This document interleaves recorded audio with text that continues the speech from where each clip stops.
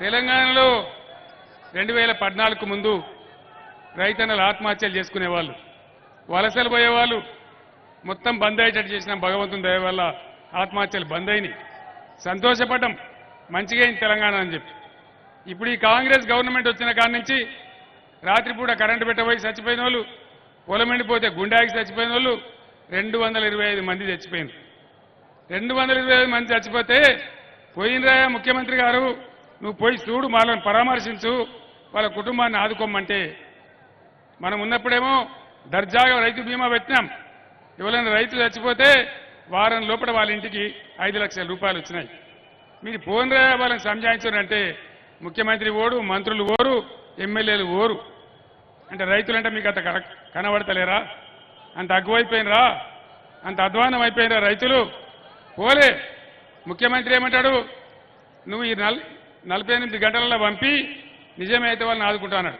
నేను 4 గంటలనే పంపించిన, ఫోటోలతో సహా, ఫోన్ నంబర్లతో సహా. ఎవ్వరు పోలే, ముఖ్యమంత్రి పోలే, మంత్రి పోలే, ఎమ్మెల్యే పోలే, ఎవరు కూడా పరామర్శ చేయలే. ఏం బాధ ఈ రైతులకి? ఇది ఎందుకు రావాలన్న రైతులకు? నేను మంచిగా చేసుకున్న తెలంగాణ, పంటలు మంచిగా పండిన తెలంగాణ ఎందుకు నాశనం కావాలి? ఇప్పుడు నా కళ్ళ ముందట ఎండిపోతే నేను యుద్ధం చేయన్నా ఏం చేయాలా? అందరం కలిసి చేద్దామా? పేద విద్యార్థులు, పేద పిల్లలు చదువుకోవాలని బ్రహ్మాండంగా వాళ్ళకి ఫీజు రియంబర్స్మెంట్ అప్పుడు రాజశేఖర రెడ్డి గారు స్టార్ట్ చేస్తే అది కాంగ్రెస్ చేసిందని మేము ఆపలే, దాన్ని కంటిన్యూ చేసినాం. అందరి పిల్లలకి ఇచ్చినాం, అన్ని కులాలకు ఇచ్చినాం. ఇంకా మీది నుంచి 1100 గురుకులాలు పెట్టినాం. బ్రహ్మాండంగా అక్కడ పిల్లలు చదువుకొని కలెక్టర్లు అవుతా ఉన్నారు, ఇంజనీర్లు అవుతా ఉన్నారు, డాక్టర్లు అవుతా ఉన్నారు. ఆ గురుకుల పాఠశాలలు బాగా నడుస్తూ ఉన్నాయి.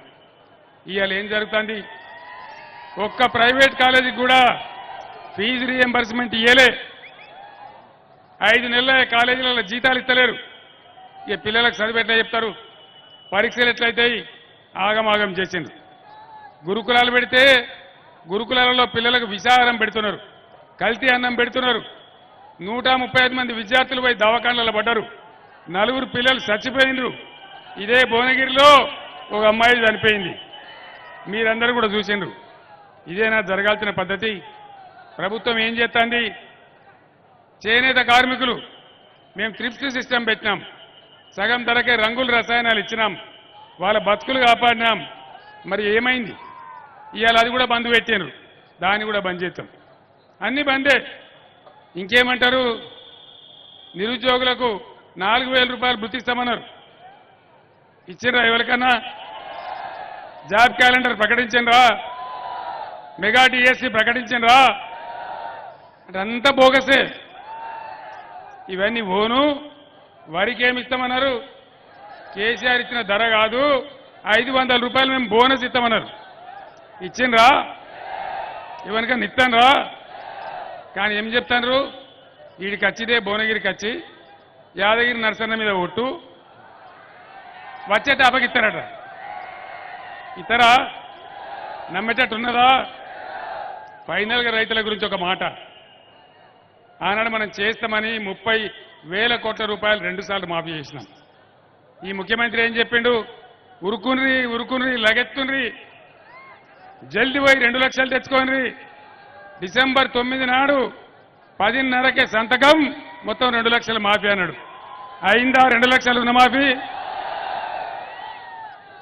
కేసీఆర్ కళ్యాణ లక్ష్మికి 1,00,000 రూపాయలు ఇస్తాడు, మేము దాని సోబతికి తులం బంగారం ఇస్తామన్నారు.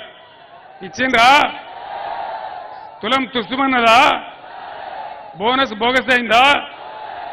నిజమేనని చెప్పేది. ఇగో ఇది కథ. ఇంకేం చెప్పిండ్రు? తక్కువ చెప్పిండ్రా?